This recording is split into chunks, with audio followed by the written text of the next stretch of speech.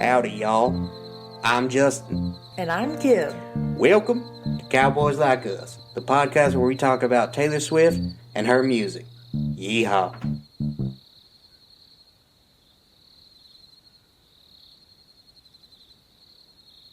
Hello, and welcome back to Cowboys Like Us, the official podcast of the state of Louisiana. Louisiana, ain't no law says a man can't eat nutria meat. Here's a fun fact for everyone out there. The nutria is sort of like a beaver, but it has a narrower, pointier tail, and it's an invasive species.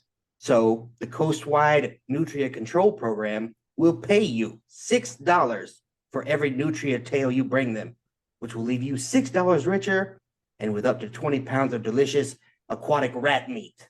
It was your family who was talking about eating them, right?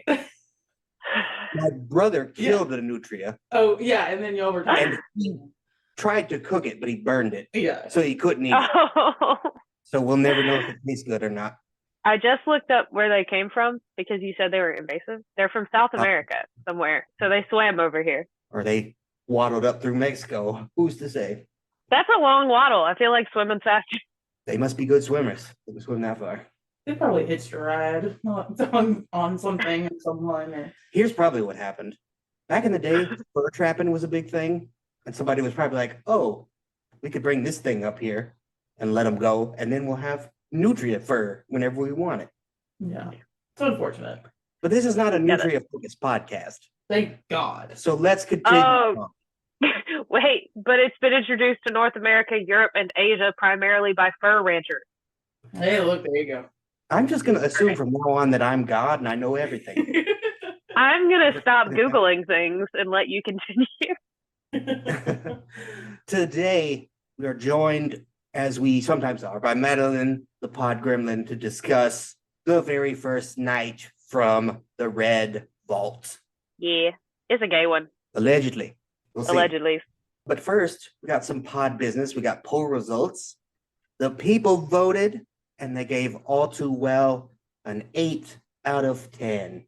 Absolute nonsense. For context, I looked it up. I went back through our old episodes, and I looked to see. All Too Well got an 8, as did Christmas Tree Farm. Those two songs are not on the same level. No. They just aren't. No, they're not. And that's why I feel like this ranking system cannot be comparable in that way.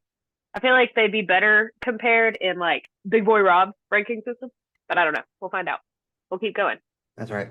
At some point, we'll put out our rankings if we ever get to the end. So we will be the deciders. But we do have some other pod business this week. Speaking of Big Boy Rob, last week, we couldn't give you his ranking for the Tortured Poets Department song because he had not yet updated his list, but he has now. He ranked it number 20 out of 274 total songs. Bad Blood is still last. It's crazy. Can you want to read his blurb? Big Boy Rob said, the most shameless urban romance horror story with two doomed lovers lost in a haze of pretensions and pheromones. They can't stop trying to decode each other's brains out because that's all they have in common. It's full of clever flashes right from the way it kicks off with that Prince drum thwomp. As with all of her love songs, it could not possibly matter less who she's really singing about, because the whole point is that neither of them can see past the mirror right now, which makes these modern idiots perfect for each other. Torture, poetry, self-sabotage, absolutely insufferable levels of narcissistic delusion. Now that's a real New York love story. There you have it. Do we have any other pod business, Madeline? How is the social media going? The social medias are pretty good. They are heavily trafficked right now. Everybody's still very excited about TTPD or TSPD. And I can't do it. TTPD. I can't. Tortured Poet. Thread is on fire for Taylor right now. They're still doing the single thread of gold for different words relating to Taylor. They're doing Taylor Swift, Swifties, the Tortured Poets Department, TTPD. All those things show up in sparkly gold. We got the TTPD badge for interacting with Taylor as one of her new fans on Threads now that she's joined. But since the badges have disappeared in the past 2 days and people are trying to riot on Threads and are saying the badges need to come back and come back permanently, the big hip haps on the social media right now is that everybody thinks there's a third drop coming out for TTPD. They think it's a triple album. So I think it's at PD. who's to say? But that's what's happening online right now. It's a good time.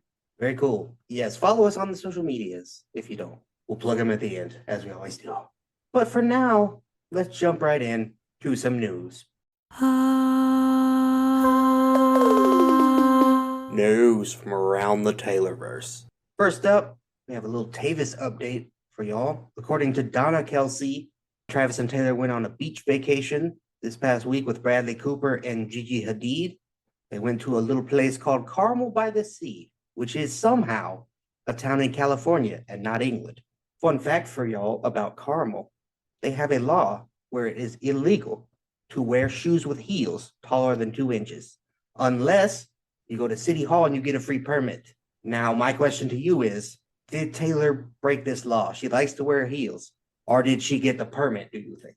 I feel like they were at the beach, so she probably just wore sandals. You don't think they went out to dinner? She still could have worn sandals. She could have. She still could have worn sandals.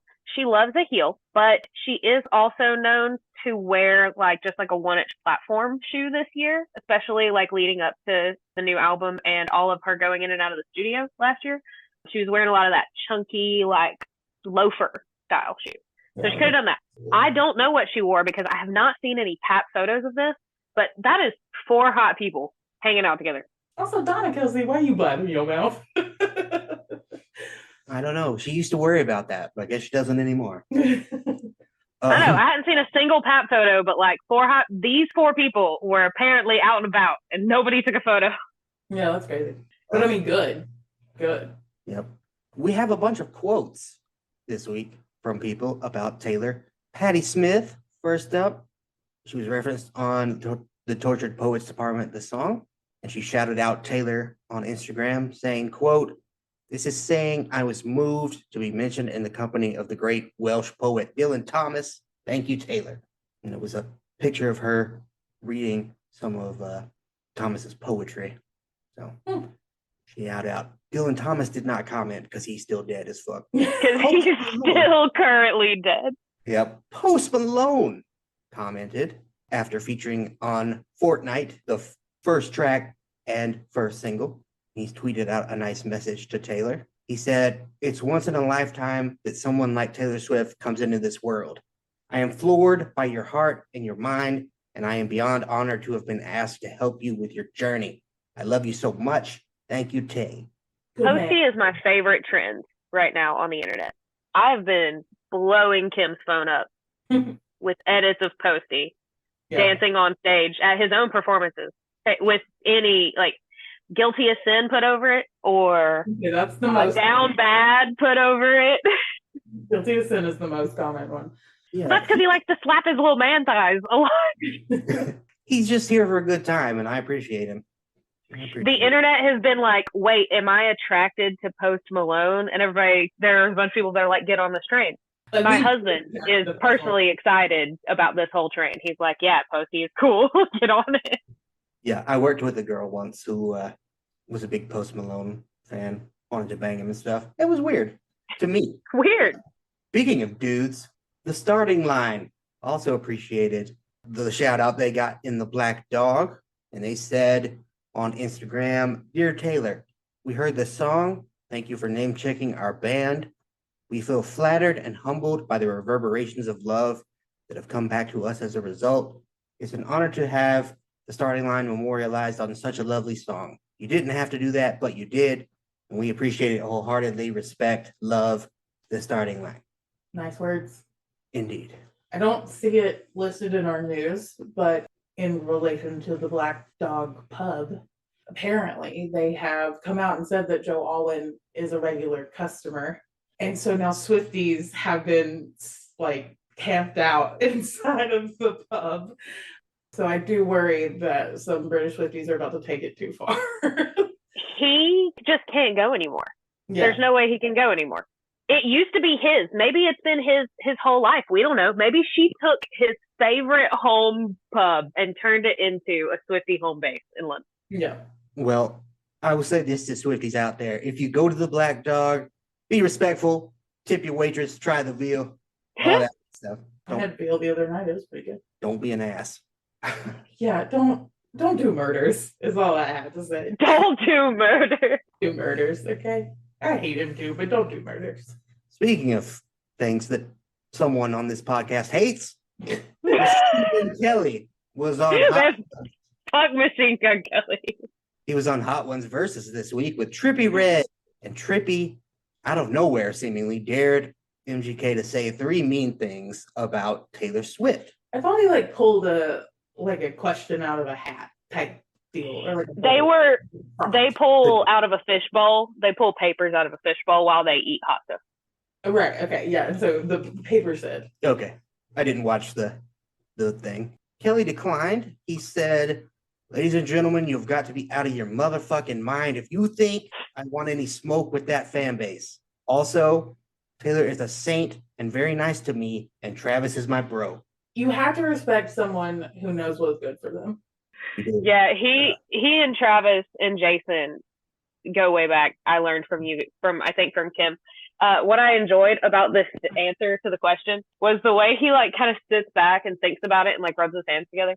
And he's like, "Ladies and gentlemen," says you got to be out of your mind. And he says, "If you think I want any smoke," and then he pauses with that fan base.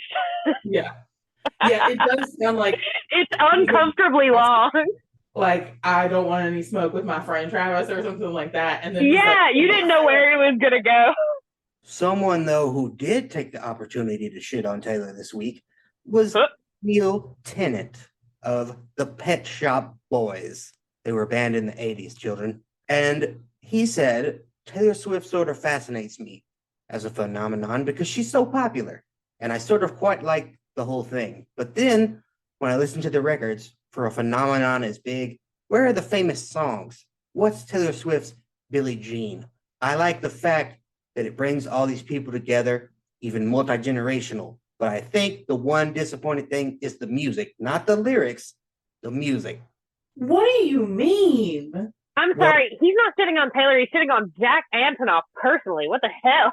Here's my question to y'all. What is your favorite Pet Shop Boys song? I don't have one. I cannot name one. Yeah, I can't name one. Me either, and that's my point. Okay. Motherfucker, where is your Billie Jean? Exactly. Also, what do you mean? My mom could pick out songs like "You Belong With Me" and "Shake It Off" and shit like that in the grocery store playing on a gravelly old speaker. There's only one person who has a Billie Jean, and that's Michael Jackson. Billie Jean is arguably the greatest pop song of all time. Sure. It's up there. Yeah. So that's not anything. You've said nothing, sir. Yeah. And again, you made the point of, we don't even know who you are, sir. Yep. Okay, it's a pop duo, and they didn't make anything ever. It was the 80s. Oh, great. Okay, awesome. It was the 80s. Speaking of decades, there's a little bit of controversy this week over... What a fucking segue. I have some good ones now and then. People unhappy about Taylor saying that she wished she lived in the 1830s, but without all the racism in one of the anthology tracks. I don't remember which one. I didn't write it down. I hate it here. I hate it here. There you go. They say that she hand-waved over a very complex and foundational issue, and I just want to say they are correct. Absolutely. But also, and I mean this just as much, shut up, nerd. Everybody knows what she meant. She liked the aesthetics. It's not that deep. And if she hadn't said that she wanted to get rid of the racism, y'all would be mad about that. Uh-huh. Y'all would be like, what about the racism? What about the racism, Taylor? So she just wants a poofy dress. So instead, my question is, right, she covered the racism part of things. Yep. What about the homophobia, Taylor? If you're supposedly a gay woman. Yeah, the homophobia is rough. She kind of half covers. People are saying that she covers the sexism, and other people are like, no, that doesn't count. Because the line goes, "I'd pick the 1830s, but without all the racism. and getting married off for the highest bid. Because there's an and right there, people are like, okay, so she also like didn't want to be married off for money. Yeah, what? But who's to say, Taylor? It's fine. What she meant is she wanted poofy shoulders and a poofy dress. Yeah, and anyone who's not a chode understood that. So, I mean, you hate Taylor and you wanted an excuse, and you found one. Good on you. when people our age, back in high school, were like, "Oh, I wish I was born in the '60s." Did any of us stop to go, but without the Vietnam War? But without the racist. No, so no, you meant you liked orange and green and disco ball. Exactly, and you like the Beatles. Yep. Speaking of haters, Paste Magazine are some scared bitches, and I will tell you why. They put out a negative review of the Tortured Poets department, and they then tweeted, editor's note, there's no byline on this review due to how in 2019, when Paste reviewed Lover, the writer was sent threats of violence from readers who disagreed with the work. We care more about the safety of our staff than a name attached to an article. Now, here we go, right up front. Let's just get the obvious out of the way. Threatening someone because they have a different opinion than you about anything, but especially music, is not okay. Not everyone has to like the music that you like, and that's fine. However, just as me, as myself, I will stand on this. If you ain't brave enough to put your name on anything, then you shouldn't put it out, because that's a cop-out. That's a bitch move. I have dumbass opinions all the time on this podcast, perhaps this one here, but I put my name on them because I stand on business, and Paste Magazine does not. The review in question is 3,303 words long, and I did a little experiment. I pulled it out and I put it in Word, and I started chopping off just unnecessary digs at Taylor that had nothing to do with the music. And after that very cursory edit, I got down to 1,427 words. And even that, in my opinion, was generous. I could have taken off more. Whoever wrote the piece had a pre-prepared rant ready to go, and they just wanted to get it out there. They probably also had a minimum word count of, my guess would be about 3,000 words. Justin, This is why I like you. I adore you. You're great. I'm so glad you undertook this experiment. Well done. Yeah, I agree that if you feel so strongly to write a negative review about Taylor's work, put your name on it. Yep.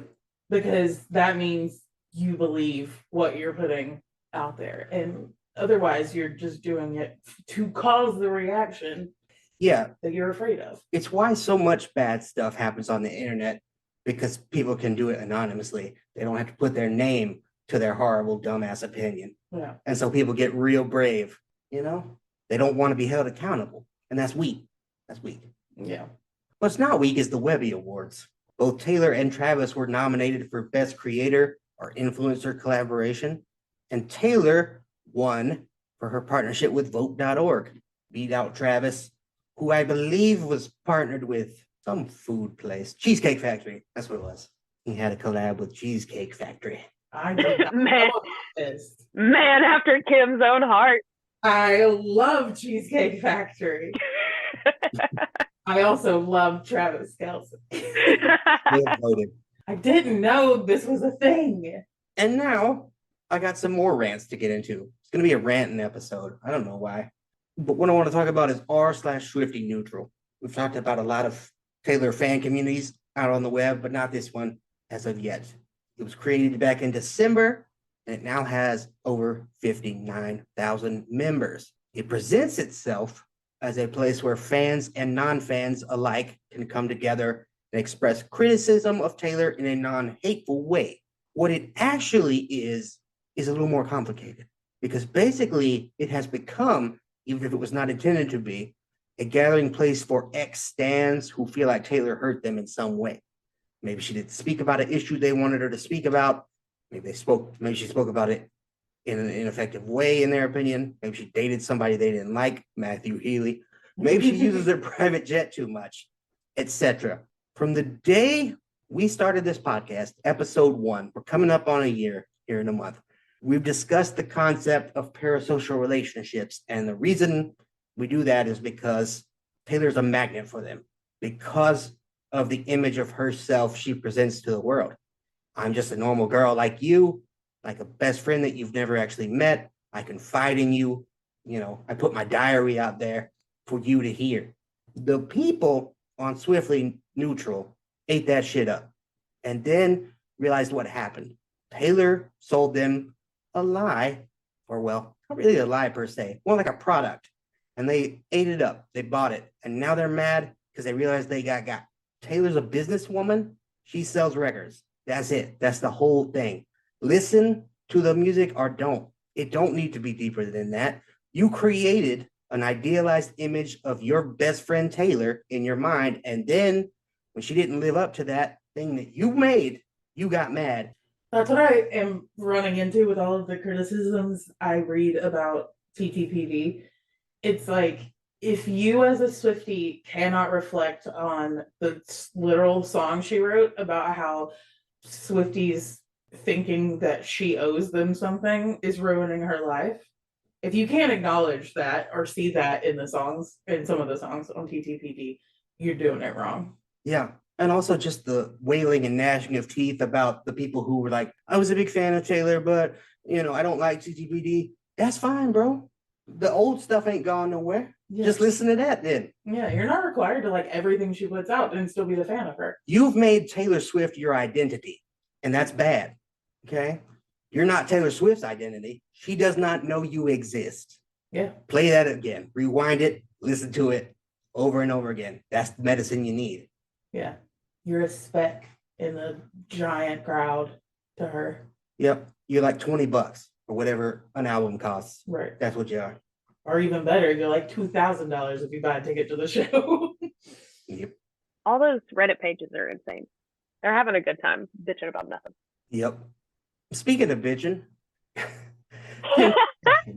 was shaded in Thank You, Amy from the anthology, and she lost over 120,000 Instagram followers this week because of it.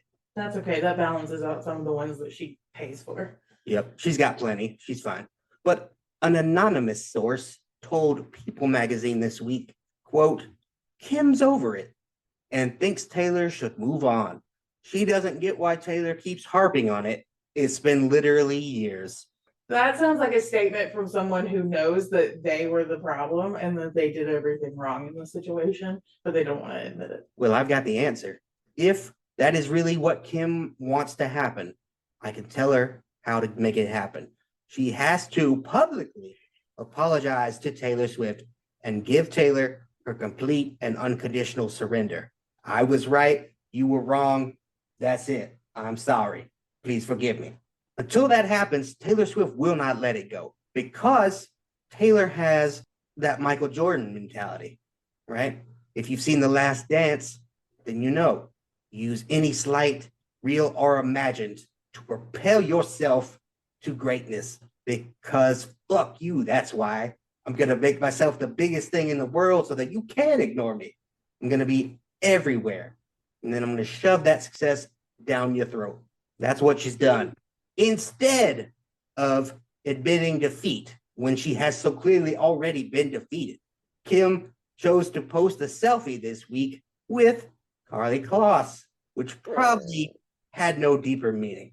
Guys! The fact that Carly would even take a selfie with Kim, I just moves her higher and higher on my absolute shit list. Like the list of people, if I ever got a free pass to punch in the face, she's creeping towards the top. They are both pieces of shit. This is wild because the gays think that Thank You, Amy is a dichotomy song, and it is on the face about Kim Kardashian, and obviously so easy to read, but red herring also about Carly Kloss and slightly more difficult to read. And we can cover that in that episode. Indeed, we'll get there. Was there any other news this week you don't want to chat about? There were a lot of records set. We'll save that. Got over 1 billion streams. Billion with a B. 1 billion. It's breaking all the records. We'll compile them at some point once it stops breaking them every 20 minutes. Yeah. But for now, let's move on then to Chart Watch. So right off the bat, TTPD and all of its songs are not on this week's charts, but it's clear that she's coming, as you'll see. The surge has already begun. On the Artist 100, she retook the throne at number 1. On the Billboard Hot 100 singles chart, Cruel Summer stayed at 13. Hey, There it is. Of the Billboard Top 200 albums chart, everything is up this week. Lover's up 2 to number 11. Midnight's is up 3 to number 14. 1989 TV up 1 to 15. Folklore's up 4 to number 20. Rep is up 7 to number 27. Red TV stayed at 42. Evermore's up 3 to 44. Speak Now TV up 2 to 52. Fearless TV up 1 to 75. And 1989 Stolen up 6 to 106. damn it. Boo. It's just riding the wave. It'll take another bump up to next week. So just be ready. I wasn't prepared for the Cruel Summer 13 because I was looking for any other A moments down there. You're too hyped. Yeah. I was like, okay, let's see, do we got any this week? And I missed that one. And now is the time where we would normally go to Kimberly's Clown Corner if she had written one, which she often does. But I was making room for other things. What a fucking hero. She was making a child. Yeah, I was also raising your child, sir. How long are you gonna lean on that crutch? Hot minute. About 18 more years. It's been almost 3 He's months. not even 3 months old yet. Yeah, we got about 18 more years of that bullshit. So instead of going to the Clown Corner, we're gonna go to the Gremlins Gay Grotto, where Madeline's gonna tell you why this song is secretly gay, as they all are, from a certain Well, point of view. This one is pretty explicitly gay, and we'll get into it with the lyrics. But this week in the grotto, we are going to have a bit of a swiftery lesson on a sapphic character from Taylor's past. We're going to be talking about Miss Liz Hewitt, who was a backup singer, backup vocalist for Taylor for many years. She is still a musician, makes music. That's her deal. But let's talk about it. Let's get into it. She was in Taylor's life for about 3 years, and we're going to cover the timeline. Big credits.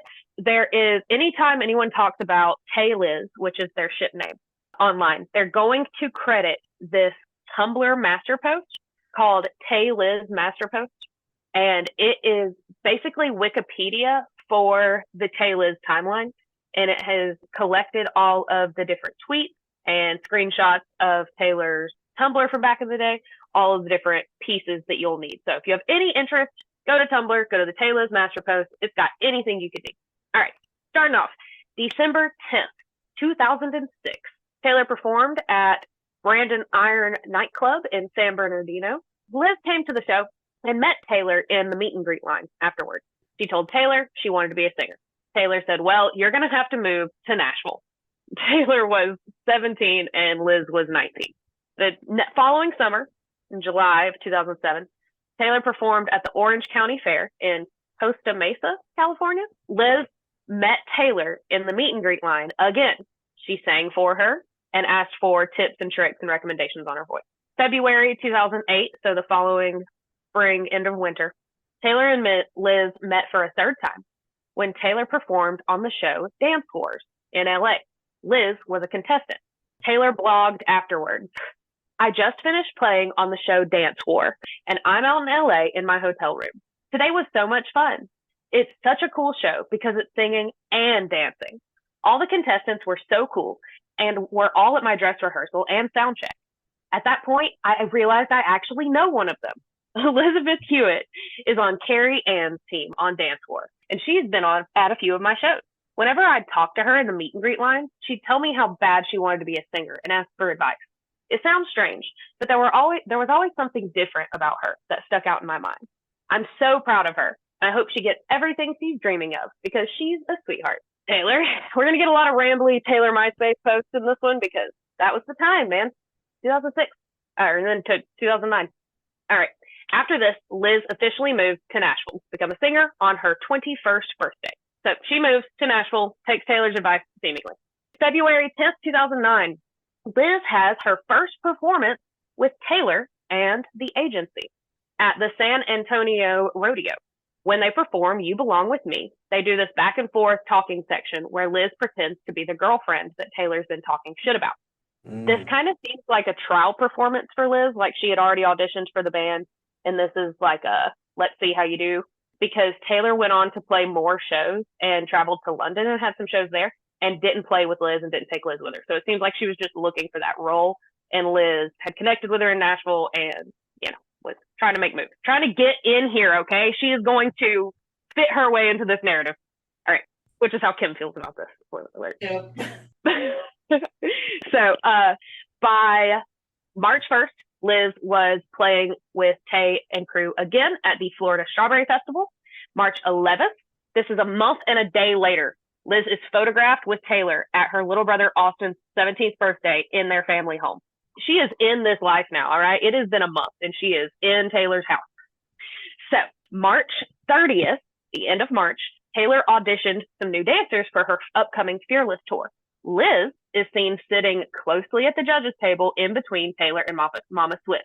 Two of the dancers that Taylor chose were on Dance Wars with Liz the previous year. So, taking her advice much, liking her opinion. She's in the narrative now. April 12th, 2009, Liz officially joins the band. Taylor blogs, there are a bunch of new people that you're going to see with us this year on that stage. First of all, we have 6 new dancers who can point their toes and twirl and stuff with the best of them.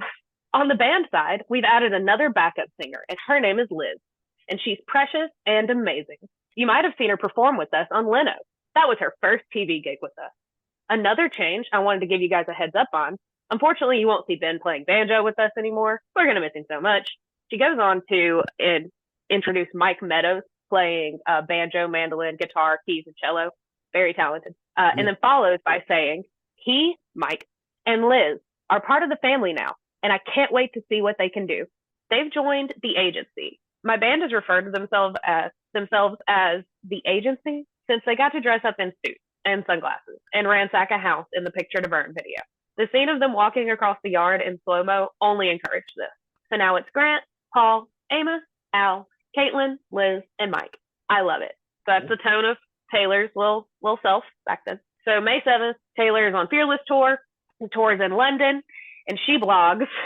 It's titled The Most Obnoxious Sound, ... And then dated May 7th, 2009, and begins ... Is the hotel ringing, ringing, ringing in the most obnoxious all caps with like face beating against the keyboard you've ever seen. And it's all the way across the bedside table. So you can't reach it with your sleepy, fumbling attempts at picking it up and slamming it back down. Your roommate / backup singer is leaving London this morning. And so her wake-up call is at 5:30 a.m. You don't have to be up until 9:30, but Liz is in the shower, and there's no one here to make the screeching of the phone stop. And you're half asleep, so it sounds even louder than it is. Slow motion, high-pitched, echoing, blasting, ringing, never ending. The phone wake-up people want to make completely sure you're awake, so it rings 400 million times, which is very thorough of them. But it's the last thing you want to experience when you're half asleep, groggy, cranky, and trying to keep your eyes closed so you don't wake up completely and feel inclined to then blog about your trying, unfortunate situation. I think you can guess how it inevitably all worked out in the end. Good morning, I'm awake, completely awake, and very inclined to blog about my trying situation. Several things to unpack here. Taylor is the main act. Taylor is the money. It is notably uncommon for the main act to be rooming with bandmates or backup singers and like, especially new ones that hadn't been in the band for a while. So it seems like they have a close friendship at this point. The picture below this, guys, is them pictured that day or the day prior before they stayed in the hotel room together, and then Liz had to leave the next day.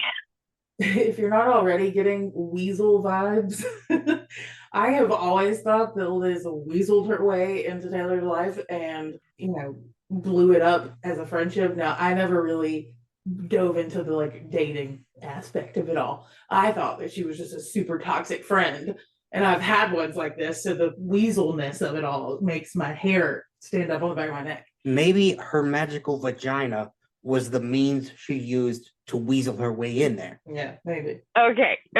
So I'm gonna put this right. I'm gonna shoehorn this in. I'm not gonna preface anything, and we're already in it.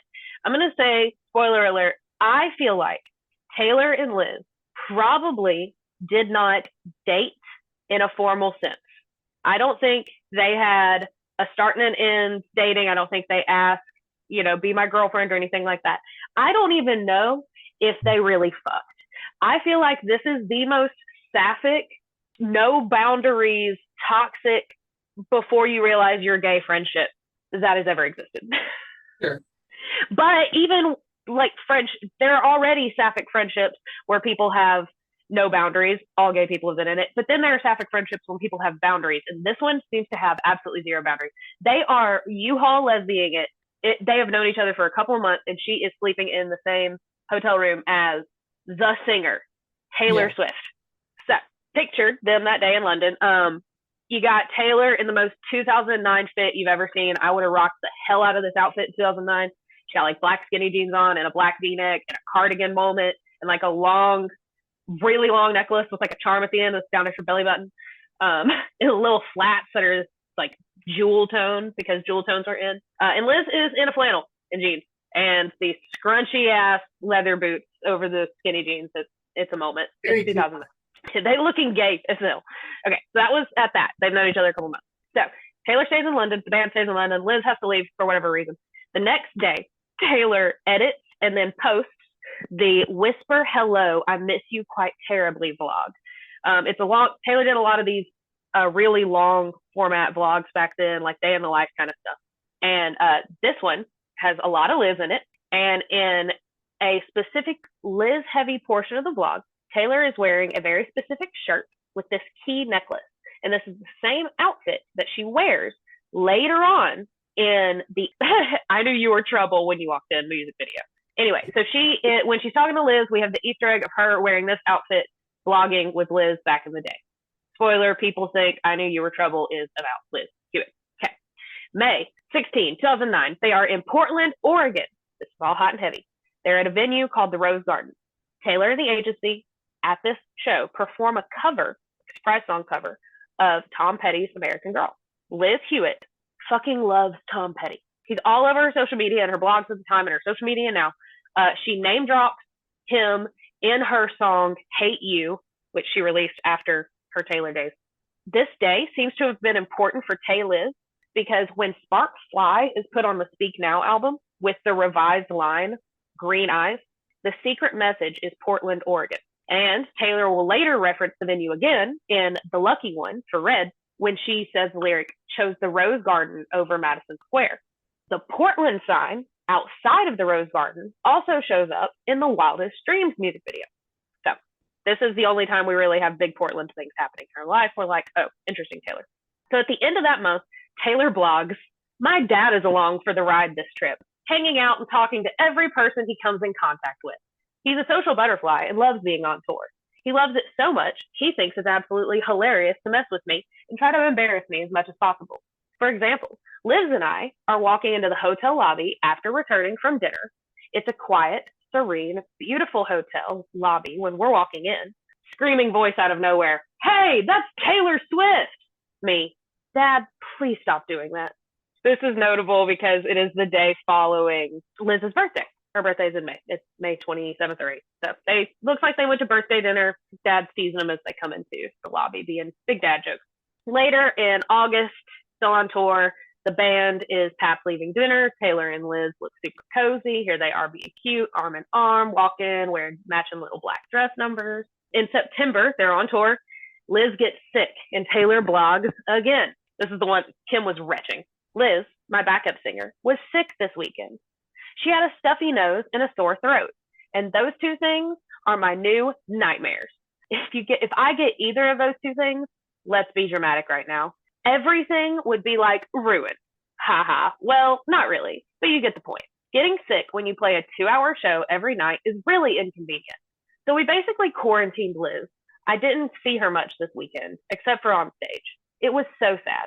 Caitlin and I had to get ready at our 3-person dressing table. And there was one sad little empty chair. Tonight I wrote Liz an I miss you card. It had a picture of a kitten making a sad face on the front. I feel like kitten cards make everything better pretty much. It was all, I'm sorry you're infected. Come back. I miss you. And this whole long note. Then I put craisins in the card. Not packaged, just loose craisins in the card. If you don't know what craisins are, how could you not know? They're dried cranberry raisins that are basically the most awesome thing ever. So hopefully the combination of cute kittens and craisins will bring Liz back to perfect health. Taylor's weird, y'all. Sorry. The odds were a bad time for everyone.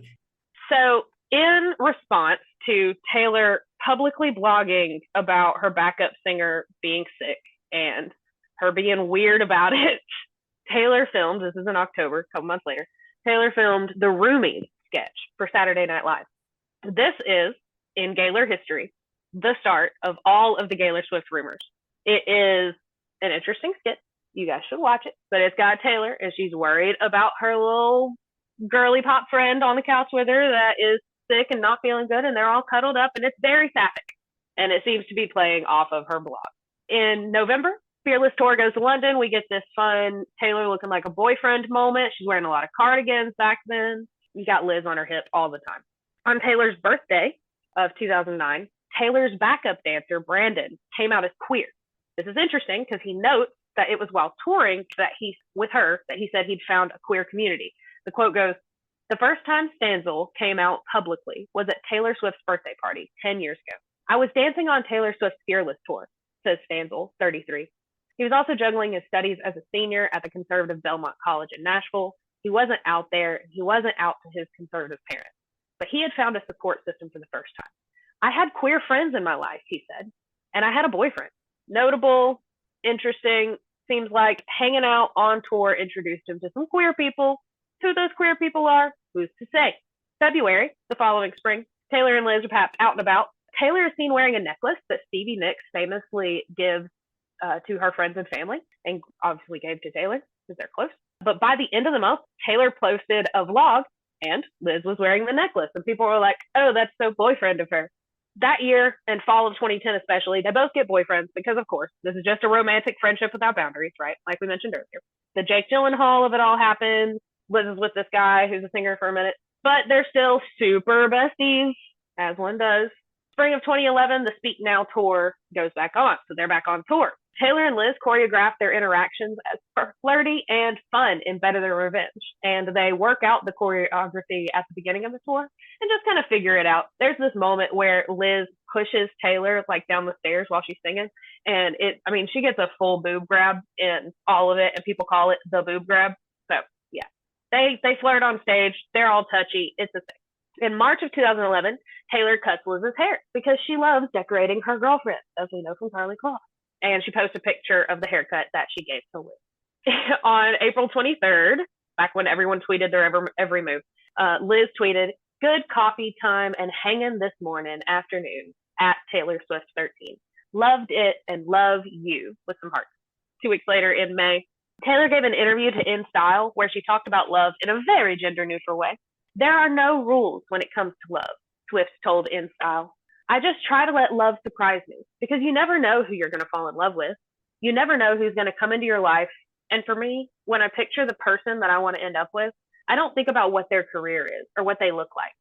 I picture the feeling I get when I'm with them. Love her. She's great. What a queen." August of that year, they go on a girls trip, and Liz tweets, "4 chicks, 2 twin beds, 1 great chat." Then she attaches Taylor and Claire, and I can't remember who the other person is that they're with, and puts "good night, women." After the girls' trip, Taylor posts a bunch of black and white photos that she took on her film camera. She was getting into that. You'll see these here. Here they are on the beach. Liz and I contemplating going swimming. And you've got Liz and I talking about life and how cool boardwalks are, walking arm in arm towards the beach. Super cute. Great photo. Then you've got them on the boat. "On our last day, we went on a boat," and Taylor tweeted, "I'm on a boat because she's a loser like the rest." Just in the Gaylor timeline of things, this September is when Taylor met Diana Agron, and things get really rocky from here. Taylor's friendship and relationship with Liz seems to be on and off again, basically during the Speak Now tour and then in between the Speak Now tour and Red. So December 2011, Taylor got bangs, took pictures with Liz. They're all matching. Now they have matching haircuts. Very gay. We love it. January, so New Year's Day of 2012, we get the infamous dancing in the kitchen tweet. Liz tweeted, dancing around the kitchen with Shaylin and licking batter out of the bowl with while Taylor Swift 13 bakes. Here's to new beginnings, 2012. This is referenced a lot in people proving that Liz was a thing. The Better Than Revenge performances after this get more and more robotic, intense seeming by the end of the Speak Now tour. They aren't hanging out as much. They're not getting tweets about each other as much. In the spring, March 27th, Swift Gron, that'd be Swift and Diana Agron, posted their, go back to our other episode, post their first picture going to the movies together. And Liz tweets, therapy is so 2011. Therapy is so last year. She was be salty. On April 27th, so a month later, Taylor is tapped having lunch with Liz in LA, the night out in LA, one of many of their nights out in LA. But here is the picture of them at lunch. Taylor's in a flannel, looking a lot like the one that Liz wore before. Liz tweeted later that day, ever seen those commercials where it'd be all, taste the rainbow as the sky rains Skittles and wish so bad you were there? And then quoted it as something Taylor had said. And Liz responded again to herself, said, every day, man. The next day, Diana Agron had a birthday party. Taylor dressed as a tiger and left a note on the door that was photographed and posted with a joke they made that reads, I'm a little kitten and I need to nurse because I'm a runt and I'm likely to fall victim to predators. What a joke. And Liz was upset. If it wasn't over before, it was not doing great at that point. Taylor, you need to nurse on your friend's titties? Sorry. Yeah, that's weird. That's weird, Taylor. Okay. In May of 2012, Taylor finished writing Everything Has Changed, which we've covered before. The original lyrics that are in a Taylor Swift museum display at the moment reference falling for a Gemini, which Liz is. Hey, ultimately cut the lyrics, just to say why.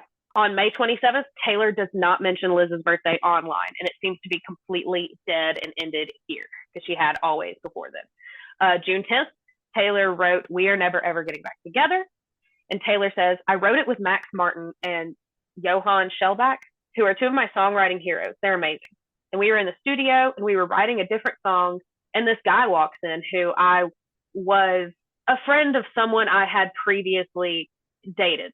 And he comes in and he's like, oh, I hear you and Redacted are getting back together. And that was like his opening line. And we weren't. We'd done that whole on and off, just the worst. And so when he left, I just turned to Max and I was like, we are never, ever getting back together. What? That's ridiculous. And I told him the whole situation, as I do, because I tend to share, as you know. And so he looked at me and he was like, I know the song we're writing today. Let's start a new one. And so I got the guitar and it just sort of happened. And so this is that song. That is notable because she had been doing this on and off again thing with Jake Gyllenhaal publicly. And it is rare, one might think, it's unlikely that Jake Gyllenhaal would have a random friend walk into the music studio where Taylor was playing.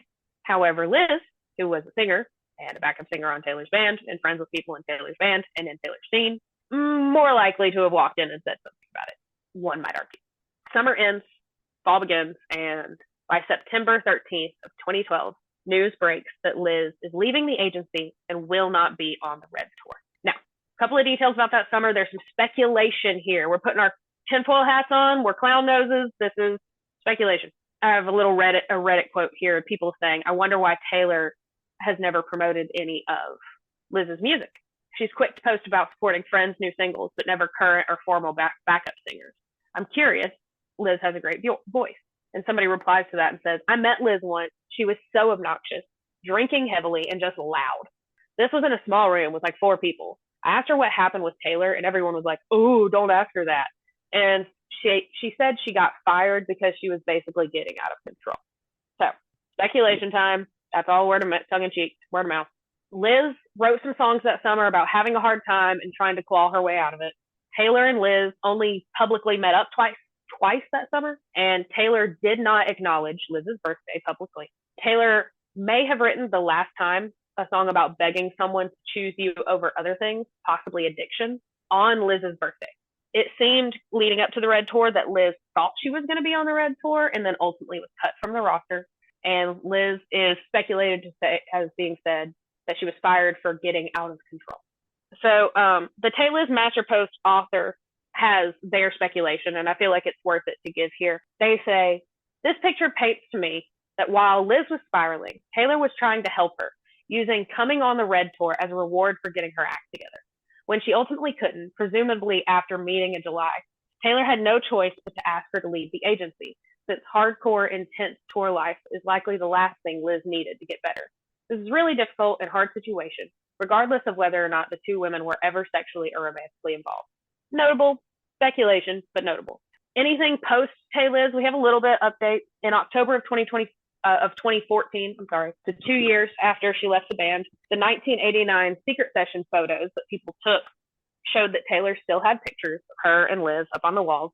When 1989 dropped, Liz tweeted, "Are we out of the woods yet? Are we out of the woods?" I get the lyrics and put "My brain all day" and added Taylor. Taylor responded and said, "Missing your little baby talk voice and the way you slur your words on purpose and how I used to give you haircuts." And Liz responded, "Oh, little, I miss you right back and love you all the days. P.S. My bangs are lost without you." From the time that she left Taylor's band, Liz made and continues to make a ton of music. Taylor has never promoted it. Most notably, in my opinion, Liz went on to write a song called "Don't Love You Anymore," which goes, "I don't steal your chapstick anymore, don't wake up to kiss you anymore, and I don't have a washer and dryer full of guitar picks anymore, because you don't come over to my place anymore, don't flirt with my roommate anymore, and I don't run to your friends to get them on my side when we fight anymore. We are never ever getting back together, anyone?" I was gonna say that's actually a compelling argument for that song. Right? Yeah. I mean, she wrote it in a song and then Taylor was like, "Bet." So Liz and Taylor had one final public reconnection when Taylor invited Liz to sing backup vocals on Better Man, Taylor's version, for the November 2021 release, Red, Taylor's version. So they seem to be doing okay these days. I mean, they've grown up a lot. They were children when this was going on. That's why we were noting those ages, 19, that 17, 19, until they were like 22, 24.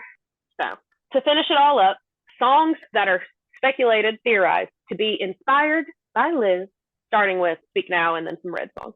Mine, Sparks Fly, Ours, I Can See You, Everything Has Changed, Run, State of Grace, I Almost Do, I Knew You Were Trouble, We Are Never Ever Getting Back Together, The Last Time, Babe, Sad, Beautiful, Tragic, Better Man, Holy Ground, Red, All Too Well, and The Very First Night.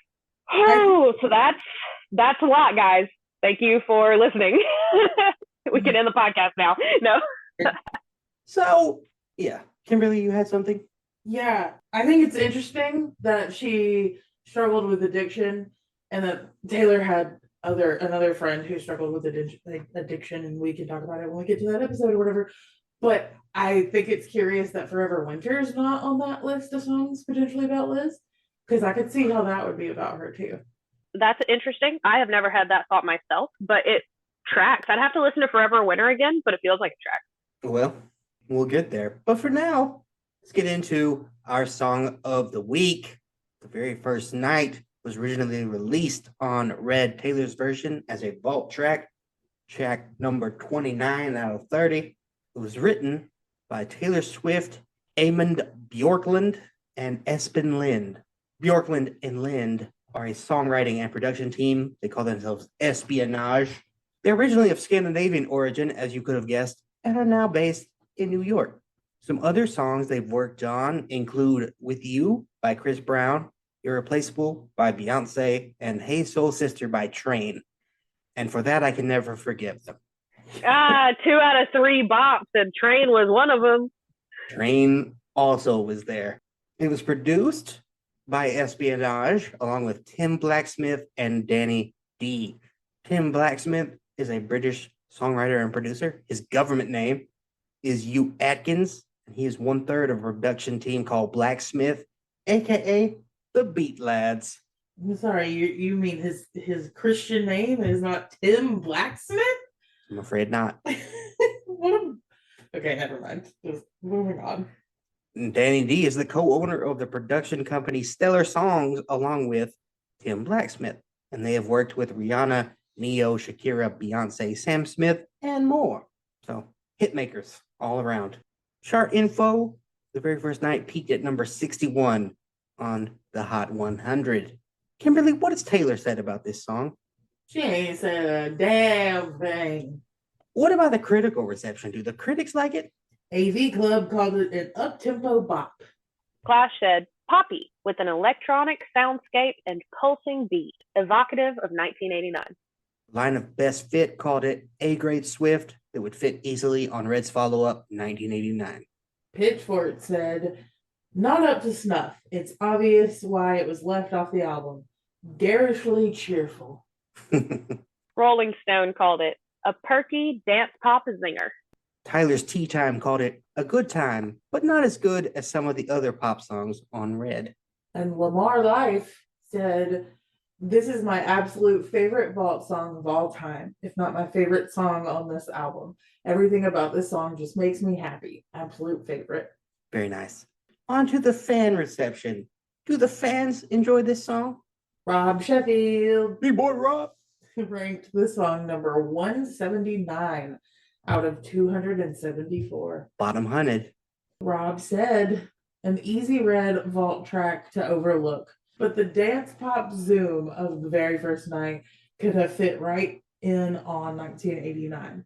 It makes a worthy part of the trilogy with Come Back Be Here and Message in a Bottle. She's causing trouble up in hotel rooms with a jet set rock star boyfriend, a predicament she'd explore in more later detail, which is super interesting that all of those songs are looped together, Rob thinks, and also about causing trouble up in hotel rooms. Go listen to the song Perfect by One Direction. R/Taylor Swift ranked at number 12 out of 29 songs on Red TV. Once again, they do not rank Ronan for obvious reasons. They exempt it. Yeah, because that'd be rude. Yep. Let's get into some lyrics, shall we? Let's do it. Opens with the chorus, which is interesting. And it says, I wish I could fly. I'd pick you up and we'd go back in time. I'd write this in the sky. I miss you like it was the very first night. So, like I said, starts with the chorus rather than with the verse. And that's rare for Taylor, but not unheard of. Starlight and Girl at Home are the only others on Red TV to go chorus first. So she uses it sparingly. Back in Time is a reference, I believe, to the 1978 film Superman, where Lois Lane dies because Superman doesn't get to her in time, but he then saves her by flying so fast that he, versus the spin of the earth, he goes back in time and he saves her. Taylor wants to go back and save her love that died, you know, her Lois Lane. Her Lois Lane. It's interesting that she says she'd write it in the sky. Why might this be something that she would want or feel compelled to do? She should come out by plane. Did she keep the relationship secret before? Is that why it ended? Did the partner want to go public? Taylor didn't want it to. Who's to say? Verse number 1. And so it goes. Every weekend, this same party. I never go alone, and I don't seem brokenhearted. Our friends all say they know everything I'm going through. I drive down different roads, but they all lead back to you. Taylor goes to the party with different dudes, and she does a good job of pretending to be happy. My smile is like I won a contest, right? Friends are good about saying that they understand. But my question to you is, do they ever really? I would say no. They try. If they're good friends, they do their best. But in the end, we all face our toughest battles alone. It's a bleak message. You're welcome. Because they don't know about the night in the hotel. They weren't riding in the car when we both fell. Didn't read the note on the Polaroid picture. They don't know how much I miss you. Did Taylor and her partner have sex in a hotel outside the bonds of holy matrimony? Gasp. Who's to say? Polaroids featured prominently in the 1989 era. Foreshadowing? Question? She was getting into her artsy photography phase. Kim had one. See that. Kim had one. And now the part that Madeline has been waiting to talk about, I'm sure. Picture and you don't rhyme, even a little bit. Picture and her do rhyme. Is that a coincidence? Did Taylor forget how rhyming works? It's jarring It is. the way that she wrote it. It's incredibly intentional. In my headcanon, I'm only speculating, obviously. Taylor pitched this song for the original album, and her mother was like, "This is a slap to the face. Absolutely not." And her dad was pissed, or what, whatever. Tree, I don't even know if Tree wasn't in the picture at that point. But somebody, her old Tree said no. Like, it's too obvious. It couldn't be there. Yeah. On to the second verse. And so it was. We never saw it coming. Not trying to fall in love, but we did like children running. Back then, we didn't know we were built to fall apart. We broke the status quo, then we broke each other's hearts. See, accidentally in love by Counting Crows from Soundtrack of Shrek 2. For more info on that. And we're all innocent at some point until the pain of existence makes us jaded. Another dark message. I don't know what mood I was in when I was breaking these lyrics down. Right. What was it about their relationship that broke the status quo? Was it the fact that they're lesbians? It's probably that it's a little gay. I feel like that line, we never tried to fall in love, but we did like children running, and the alluding to the going back in time there at the beginning really does point to that really young teenage relationship and that early 20s relationship. So yes, fit in the mold, guys. Pre-chorus number 2. But don't forget about the night out in LA. Dance in the kitchen. Chase me down through the hallway. No one knows about the words that we whispered. No one knows how much I miss you. So dancing around the kitchen, Madeline, mentioned that tweet. The infamous tweet. It's also referenced seemingly in All Too Well. Danced around the kitchen in the refrigerator light. What words do we suppose they whispered? I love you, presumably. Why so secretive? Is it because they're lesbians? Because a little gay. And whispered and you don't rhyme. Whisper and her do rhyme, but you'll notice she didn't say whisper. She said whispered.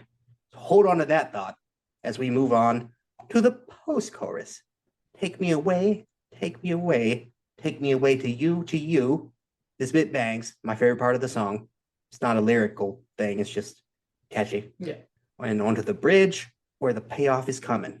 I remember the night at the hotel. I was riding in the car when we both fell.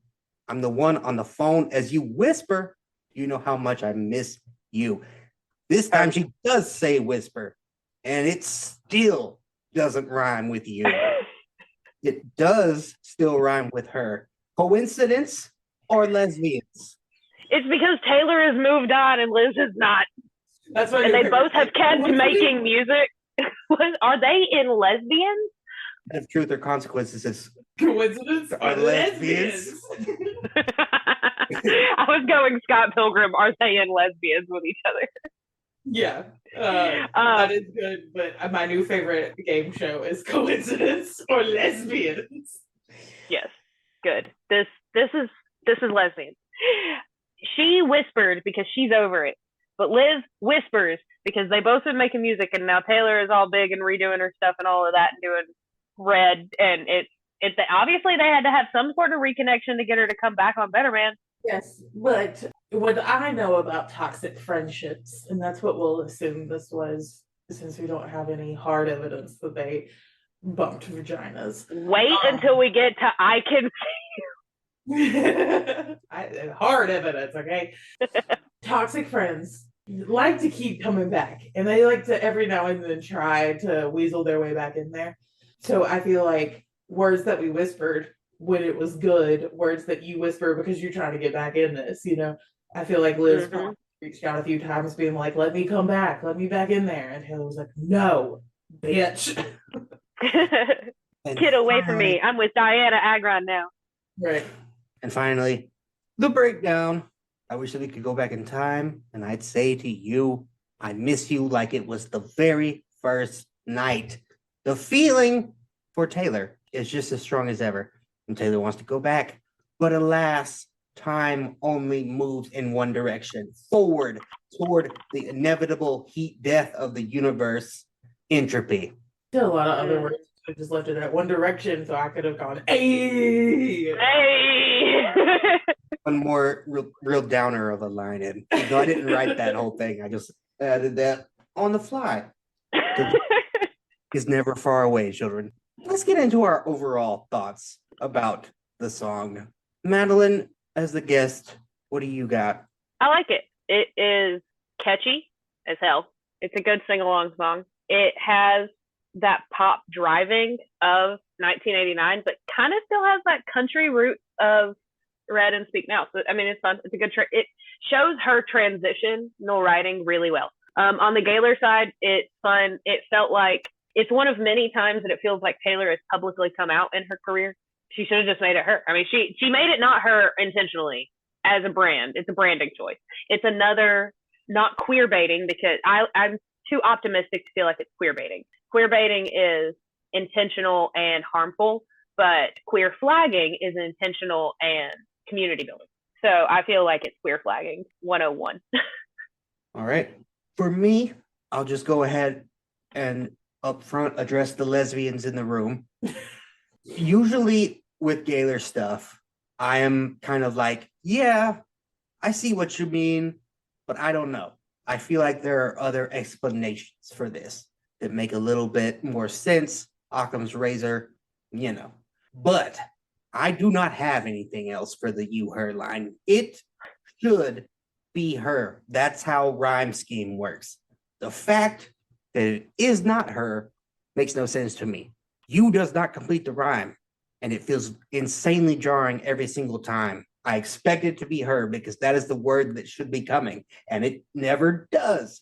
Why do that?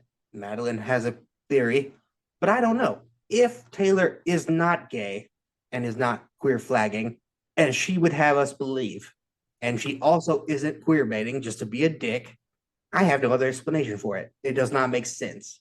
I can't get there from here. I looked on Genius to see if anyone would touch it, and particularly they all punted. Nobody wanted to talk about it because Gaylors have a bad time on the internet. Man, they do. And fucking Swifties are scary as hell. Both sides of it. But all that aside, it's a fun pop song, fun to sing along with, makes you want to dance, and I'm here for it. I'm here for it.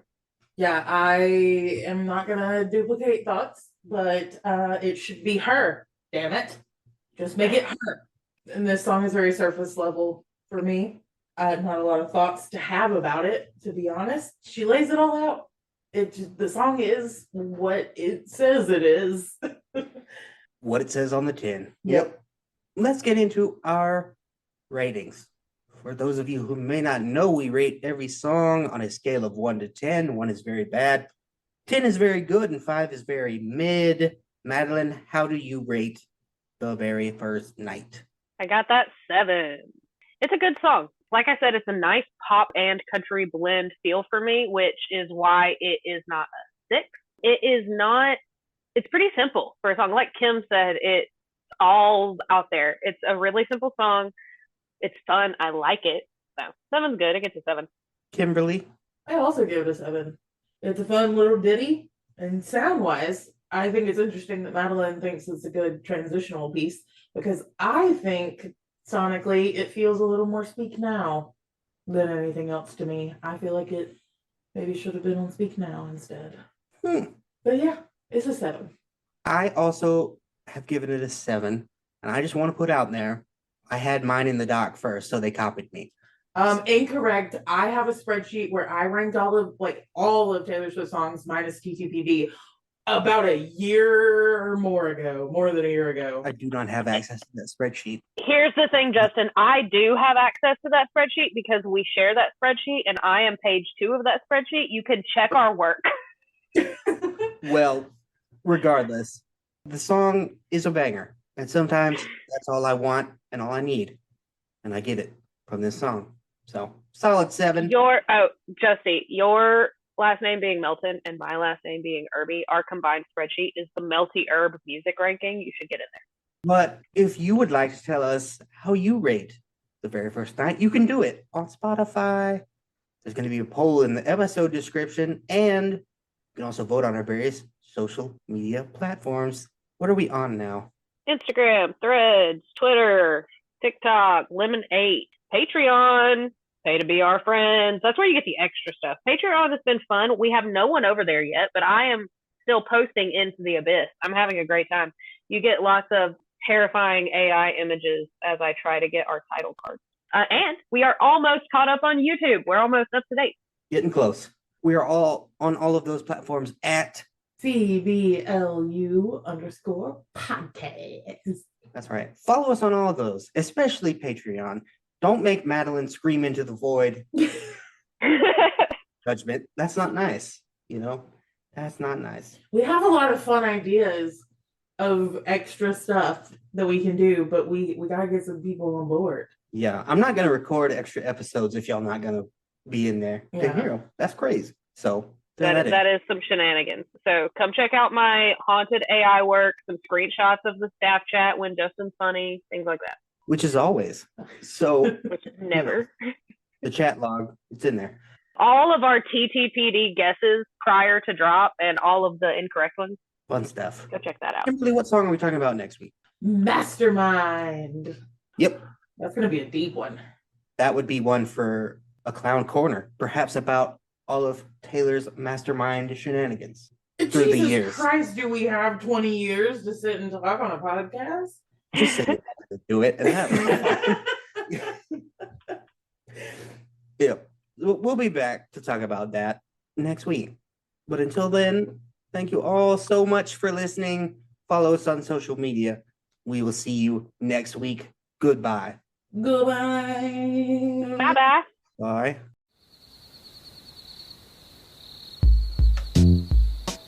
Pod Gremlin may be here. Thanks for listening to Cowboys Like Us. Follow us on all platforms at CBLU_podcast. You can find us on Instagram, X, the zombie Twitter, TikTok, and Threads. We're now posting our episodes on YouTube. Head over there and like and subscribe. All of these links can be found in our link tree in the episode description. Thanks for supporting the pod. Y'all come back now, you hear?